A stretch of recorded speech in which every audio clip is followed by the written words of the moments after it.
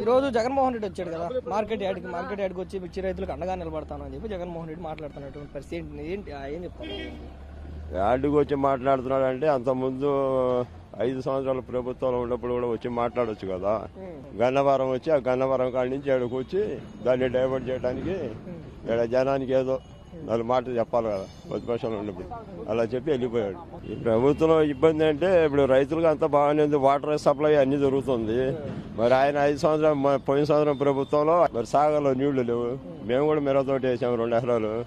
ఎకరానికి ₹1,00,000 సాగర్లో నీళ్లు లేకపోవటం వల్లే కదా మేము కూడా ఎకరానికి ₹2,00,000 అయినాయి వాటర్ పెడితే. 2 ఎకరాలకి 2 లక్షలు పెట్టి వాటర్ పెట్టాము కదా. మరి ఆయన సక్కరంగా నీళ్ళు అందితే మనకి 2 లక్షలు పెట్టి వాటర్ ఎందుకు పెట్టేవాళ్ళం చాలకి? మనం పెట్టాల్సిన అవసరం లేదు కదా.